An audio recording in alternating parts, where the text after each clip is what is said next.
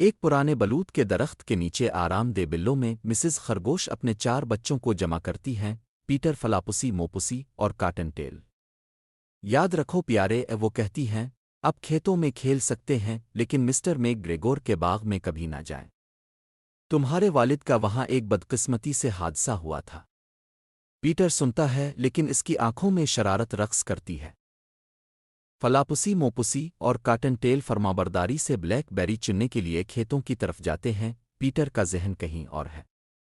مزیدار سبزیوں سے بھرے مسٹر میک گریگور کے باغ کی سوچ مزاحمت کے لیے بہت پرجوش ہے۔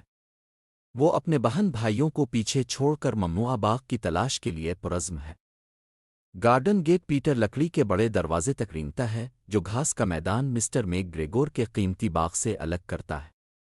اسے ہلکا سا کھول کر اس نے اندر جھانکا۔ اس کے سامنے سرسبز سبزیوں کی قطاروں پر قطاریں پھیلی ہوئی ہیں، لیٹش، گاجر، مولیاں اور بند گوبھی۔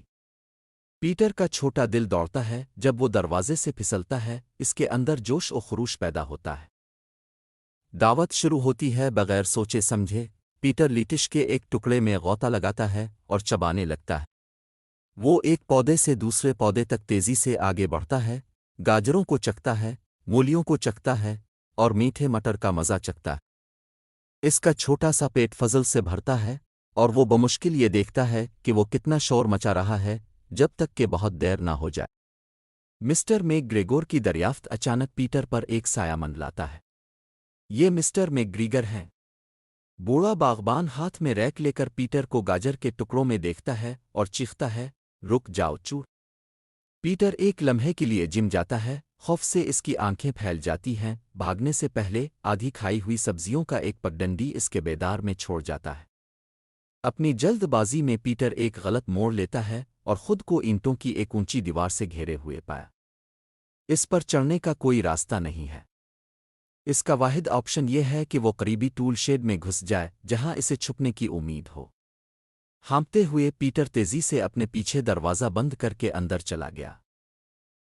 ٹول شیڈ کے اندر پیٹر پانی کے خالی ڈبے کے اندر چھپا ہوا ہے، اس کا چھوٹا سا جسم کانپ رہا ہے۔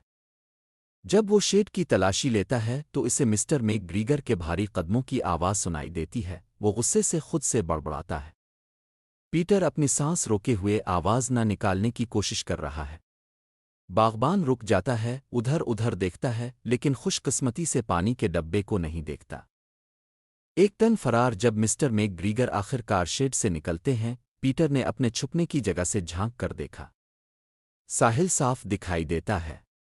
وہ خاموشی سے ٹول شیڈ سے باہر نکلتا ہے اور اس کے لیے ایک وقفہ کرتا ہے اور ایک بار پھر باغ میں گھومتا ہے۔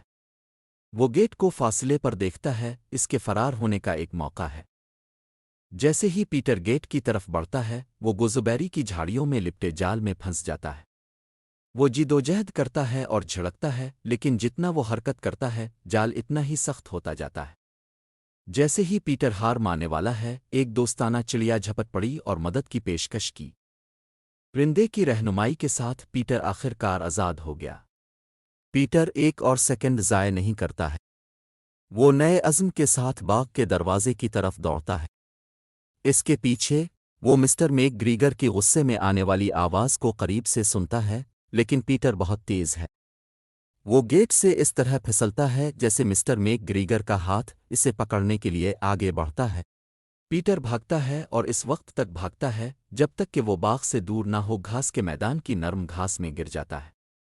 وہ تھک چکا ہے لیکن راحت محسوس کر رہا ہے، اس کا چھوٹا دل اب بھی ایڈونچر سے دوڑ رہا ہے۔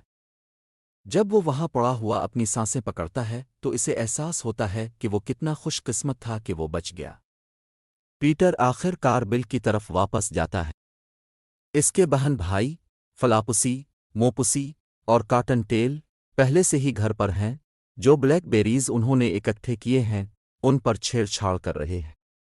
مسز ریبٹ نے پیٹر پر ایک نظر ڈالی، اس کے کپڑے پھٹے ہوئے، اس کی کھال بکھری ہوئی اور اپنا سر ہلاتی ہے۔ میں نے آپ کو مسٹر میک گریگر کے باغ کے بارے میں خبردار کیا تھا، پیٹر، وہ آہستہ سے کہتی ہیں۔ پیٹر اپنا سر نیچے کرتا ہے، یہ جانتے ہوئے کہ وہ صحیح ہے۔ اس رات جیسے ہی پیٹر نے اپنے پیٹ میں درد کو حل کرنے کے لیے کیمومائل چائے کو گھونٹ دیا، وہ اپنے جنگلی مہم جوئی کی عکاسی کرتا ہے۔ انہوں نے وعدہ کیا کہ اب میں کبھی بھی مسٹر میکگریگر کے باغ میں واپس نہیں جاؤں گا، لیکن جب وہ سونے کے لیے بہتا ہے تو ایک چھوٹی سی مسکراہٹ اس کے چہرے پر گھس جاتی ہے۔ بہرحال پیٹر جیسا ایک متجسس خرگوش ہمیشہ اپنے آپ کو کسی نہ کسی طرح کی مہم جوئی میں پاتا ہے۔